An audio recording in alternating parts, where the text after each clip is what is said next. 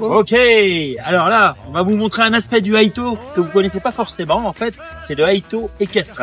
Et Héloïse va nous démontrer quelques techniques sympas, en fait, qui sont pratiquées en police. N'oublions pas, c'est une ancienne gendarme. Et puis, elle a quand même le brevet de la garde républicaine. On en profitera aussi pour vous montrer des images un petit peu plus personnelles de balades qu'on a fait à Tahiti et de la dextérité de Héloïse de l'Amazone Haito. Il y a du lourd là. Allez, c'est parti. Bon visionnage. Héloïse et sa collègue démontrent non seulement leur maîtrise des techniques d'intervention, mais surtout leur remarquable contrôle de leur monture dans des situations extrêmement délicates. Les chevaux naturellement enclins à fuir face au danger nécessitent un entraînement rigoureux, notamment au bruit de détonation, et une connexion absolue avec leur cavalier.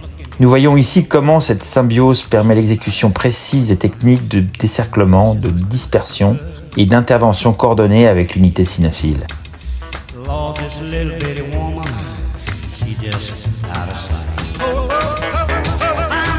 La gestion d'un cheval de plus de 700 kg face à des situations hostiles représente un défi majeur que seuls des cavaliers hautement expérimentés peuvent relever.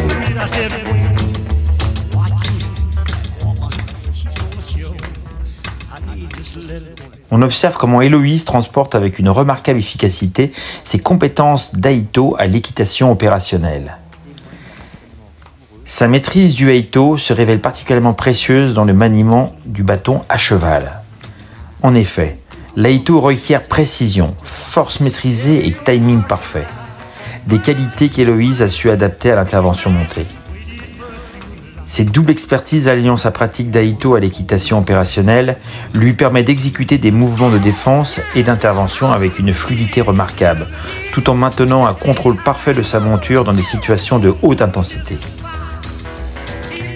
Cette polyvalence exceptionnelle démontre comment des compétences acquises au sol dans l'Haito peuvent être brillamment transportées à l'intervention équestre, créant ainsi une synergie unique entre art martial et technique moderne de maintien de l'ordre. L'utilisation maîtrisée du bâton de défense à cheval démontre également cette parfaite harmonie entre le cavalier et sa monture, essentielle dans les situations de maintien de l'ordre où la moindre perte de contrôle pourrait avoir des conséquences graves.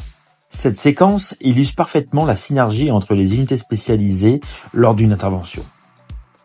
Suite à l'engagement du chien au mordant par le conducteur canin, qui permet la neutralisation initiale de l'individu dangereux, nous observons l'arrivée tactique de la brigade équestre en soutien. La hauteur et la mobilité des cavalières offrent un contrôle optimal de la situation, sécurisant le périmètre pendant que le chien maintient son action.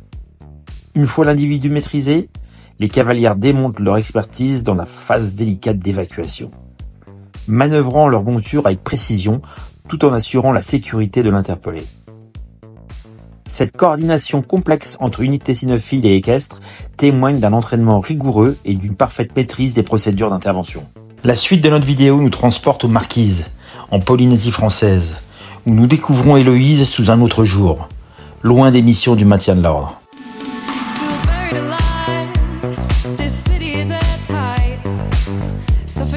Sur les plages paradisiaques d'Anao, sur l'île de Nuku'iva, cavaliers et montures s'élancent au galop, offrant une image de liberté absolue.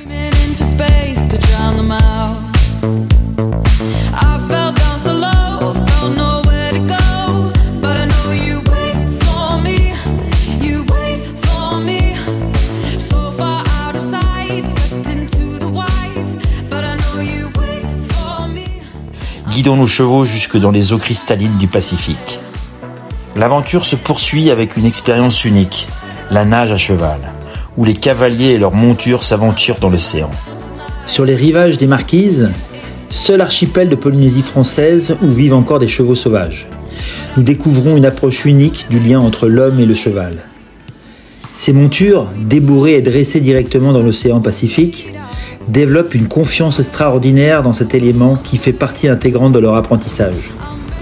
La séquence nous montre Héloïse et moi-même guidant nos chevaux dans les eaux cristallines, illustrant cette connexion particulière née de la tradition marquisienne. L'absence d'hésitation des chevaux à avancer dans les vagues, leur calme et leur assurance dans les eaux profondes témoignent de cette éducation unique où l'océan devient le terrain d'apprentissage privilégié de la confiance mutuelle. Cette méthode ancestrale de dressage, propre aux marquises, crée des chevaux particulièrement équilibrés pour qui l'océan n'est pas une source d'appréhension mais un environnement naturel et familier.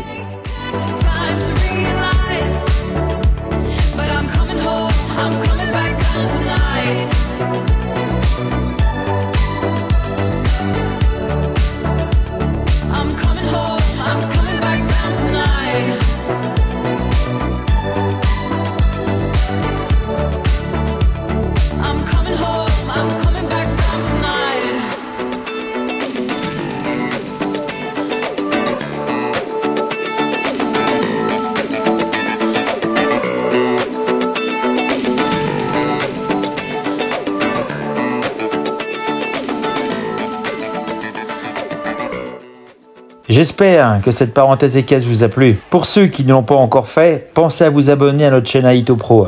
À bientôt et bonne année 2025!